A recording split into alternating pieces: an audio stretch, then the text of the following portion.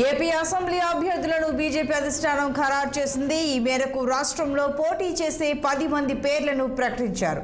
Visakha north నుంచి విష్ణుకుమార్ రాజు, అరకు నుంచి రాజారావు, ఎచ్చెర్ల నుంచి ఈశ్వర్రావు, విజయవాడ వెస్ట్ నుంచి సుజనా చౌదరికి టికెట్ కేటాయించారు. అలాగే ధర్మవరం నుంచి సత్యకుమార్, అనపర్తి నుంచి శివకృష్ణరాజు, బద్వేల్ నుంచి బొజ్జ రోషన్, జమ్మలమడుగు నుంచి ఆదినారాయణ రెడ్డి, కైకలూరు నుంచి కామినేని శ్రీనివాస్, ఆదోని నుంచి పార్థ సారథికి జాబితాలో చోటు కల్పించారు. అయితే జాబితాలో సోము వీర్రాజు, విష్ణువర్ధన్ వంటి సీనియర్ నేతలకు పార్టీ అధిష్టానం మొండి చేయి చూపించింది. 4 ఓట్లు కూడా లేని నేతలకు హైకమాండ్ సీట్లు ఇచ్చిందని అసంతృప్తులు ఆవేదన వ్యక్తం చేస్తున్నారు.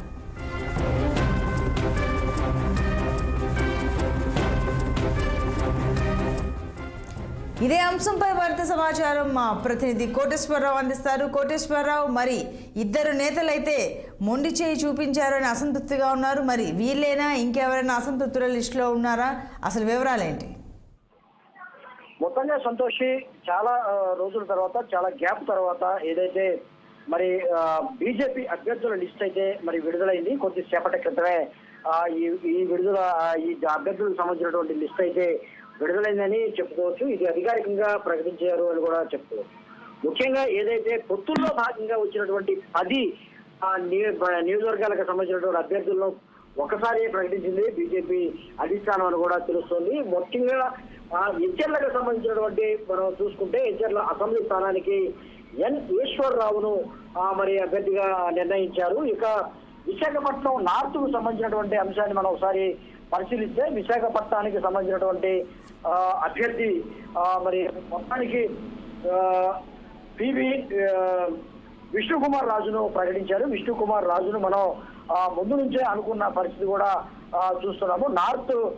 విశాఖ నార్త్ కి అయితే విష్ణుకుమార్ రాజును ప్రకటించిన పరిస్థితి కూడా మనం చూస్తున్నాము. ఇక అరకు సంబంధించినటువంటి చూస్తే రాజారావు పేరు ఖరారు చేశారు. ఎచ్చెర్ల ఈశ్వర్రావు, విజయవాడ వెస్ట్ అయితే సుజనా చౌదరిని మరి నిర్ణయించడం జరిగింది. ధర్మవరం సత్యకుమారు, అనపర్తి శివకృష్ణరాజు, బద్వేలు బొజ్జ రోషన్, జమ్మల మడుగు సంబంధించి ఆదినారాయణ రెడ్డి, కైకలూరుకు సంబంధించినటువంటి కామినేని శ్రీనివాసరావు, ఆదోనికి సంబంధించిన పార్థ సారథి. ఇది ముఖ్యంగా ఈ 10 నియోజకవర్గాలకు సంబంధించిన అభ్యర్థులు అయితే 10 మందిని నిర్ణయించడం జరిగింది. ఇక్కడ మనం ఒకసారి పరిశీలిస్తే విజయవాడ వెస్ట్ నుంచి సుజనా చౌదరి పోటీ చేయబోతున్నారు. సుజనా చౌదరి పారిశ్రామికవేత్తే కాకుండా గతంలో తెలుగుదేశంలో కూడా ఆయన మరి రాజ్యసభ సభ్యుడిగా మరి పనిచేశారు. ఆ తర్వాత బీజేపీలోకి వెళ్ళారు. బీజేపీ నాయకుడిగా ప్రస్తుతం కొనసాగుతున్న పరిస్థితుల్లో ఆయన గత కొంతకాలంగా అయితే విజయవాడ మరి పార్లమెంటు స్థానాన్ని కోరిన నేపథ్యంలో ఆయనకు పార్లమెంటు స్థానం కాకుండా విజయవాడ వెస్ట్ పశ్చిమ నియోజకవర్గానికి మరి అసెంబ్లీకి పంపిస్తున్న పరిస్థితి కూడా ఇప్పుడు మనకు కనిపిస్తుంది. ఇది ఒక వ్యూహంలో భాగంగా చేశారని కూడా చెప్తూ ఉన్నారు. ఎందుకంటే విజయవాడలో సుజనా చౌదరి నిలబడితే అక్కడ ఖచ్చితంగా మరి టీడీపీ నుంచి కానీ జనసేన నుంచి కానీ ఓట్లు బదిలీ అవుతాయనే ఒక ఉద్దేశంతోనే ఆయన అక్కడ నిలబెట్టారు. అంతేకాకుండా ధర్మవరాన్ని మనం ఒకసారి చూస్తే సత్యకుమార్ ఈయన జాతీయ కార్యదర్శిగా బీజేపీ జాతీయ కార్యదర్శిగా పనిచేస్తూ ఉన్నారు. సత్యకుమార్ ఈయన కూడా మరి ఏదైతే ఉందో ఆయన కూడా పార్లమెంటుకి ఈసారి ఖచ్చితంగా పోటీ చేయాలి, లోక్సభ అభ్యర్థిగా వెళ్ళాలి అని కూడా ఆయన నిర్ణయించుకున్నప్పటికీ అనూహ్య పరిణామాల మధ్య ధర్మవరానికి సత్యకుమార్ ని మరి కేటాయించడం జరిగిందని కూడా చెప్పుకోవచ్చు. ఇక జమ్మలమడుగు చూసుకుంటే ఈయన మాజీ మంత్రి ఆదినారాయణ రెడ్డిని కేటాయించడం జరిగింది. ఇక కైకలూరుకు సంబంధించిన కూడా గత కొంతకాలంగా ఆయన ఇప్పటికే డాక్టర్ కామినేని శ్రీనివాసరావు ఆయన గతంలో కూడా మరి టీడీపీ హయాంలో 2014లో గెలిచిన సమయంలో కూడా ఆయన టీడీపీ నుంచి మరి టీడీపీ ప్రభుత్వంలో బీజేపీ నుంచి ఆయన మంత్రిగా పనిచేసిన మరి అనుభవం కూడా ఉంది. ఆయన కామినేని శ్రీనివాస్ మరి కేటాయించారు. అయితే కామినేని శ్రీనివాస్ కు సంబంధించినటువంటి అభ్యర్థం ఇంతవరకు మరి వయసు పెరిగింది, పెద్దవారు అయిపోవడం కూడా కొంత పక్కన పెడతారని వినిపిస్తున్నప్పటికీ కూడా చివరికి కామినేని శ్రీనివాస్ ని నిర్ణయించడం జరిగింది. అయితే ఇక్కడ ఈ జాబితా ఏదైతే ఉందో 10 మంది జాబితా మీద కొంత మరి నిరసన అయితే వ్యక్తం అవుతుంది. కొంతమంది అభ్యర్థులు అయితే కొంత మరి అసంతృప్తిగా ఉన్నారని కూడా చెప్పుకోవచ్చు. ఏదైతే కోటేశ్వరరావు ఎవరైతే అసంతృప్తులు ఉన్నారో వాళ్ళు ఇప్పుడు ప్రకటించిన ఈ క్యాండిడేట్స్ కి అంటే సపోర్ట్ చేస్తూ వాళ్ళ గెలుపుకి సపోర్ట్ చేస్తారా, లేకపోతే ఈ అసంతృప్తిని బుజ్జగించే పనిలో పార్టీ ఏమైనా ఉందా, అసలు అసంతృప్తిని పట్టించుకుంటున్నారా? అంటే పార్టీలోనే ఉండి ఇప్పుడు ప్రకటించిన అభ్యర్థులకి సహాయం చేస్తే ప్రచారంలో కానీ లేదా వాళ్ళ గెలుపుకి కానీ కాస్త సపోర్ట్ చేస్తే అధికారంలోకి వచ్చాక మీకు పలానా సముచిత స్థానం ఇస్తాం అన్నట్టుగా ఏమైనా పార్టీ ఏమైనా హామీ ఇచ్చిన అవకాశాలు ఉన్నాయా? సంతోషి, ఇక్కడ మనం ఒకసారి ఏపీ బీజేపీలో మనం ఒకసారి గమనిస్తే రెండు వర్గాలుగా విడిపోయి బీజేపీ అధ్యక్షురాలు పురంధేశ్వరి ఎప్పుడైతే అయ్యారో ఈ బీజేపీ నెట్ట మీద చీలిపోయిందని కూడా చెప్పుకోవచ్చు. రెండు వర్గాలుగా కొనసాగుతున్నాయి. ఒకటి పురంధేశ్వరి వర్గం అయితే రెండవది మరో కొంతమంది సీనియర్ నాయకుల వర్గం అని కూడా చెప్పుకోవచ్చు. దీనికి సంబంధించిన అయితే మరి ముఖ్యంగా మరి మాజీ బీజేపీ అధ్యక్షుడు ఎవరైతే ఉన్నారో ఆయన కూడా దీనికి సంబంధించినటువంటి దక్కలేదు. అంతేకాకుండా విష్ణువర్ధన్ రెడ్డి, అంతేకాకుండా జీవీఎల్ఎన్ నరసింహన్ కూడా ఆయనకు సీటు దక్కలేదు.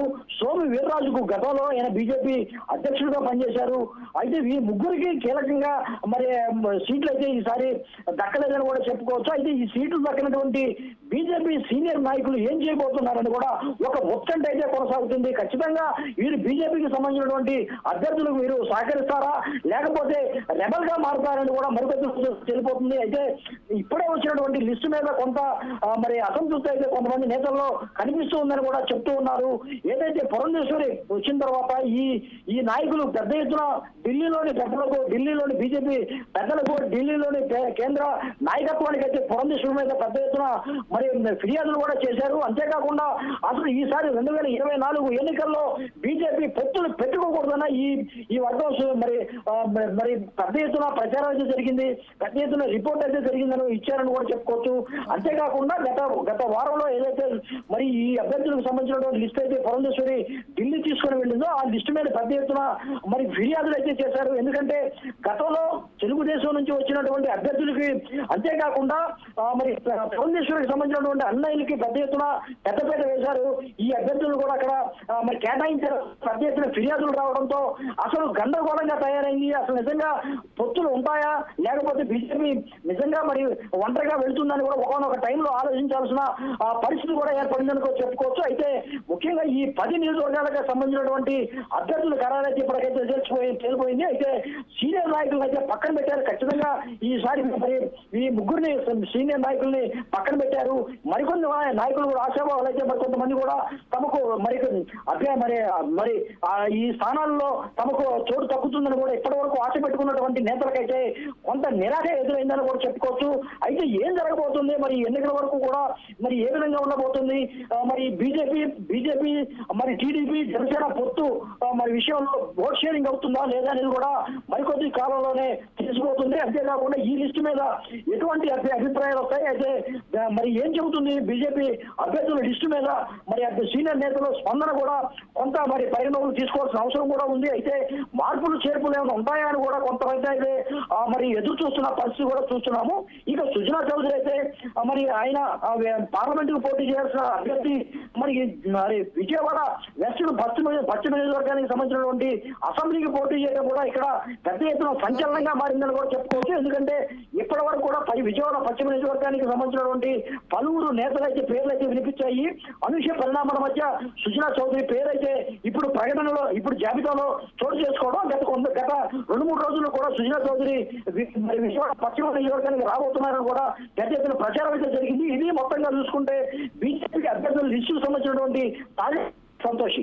Right Koteswararao, thanks for the details.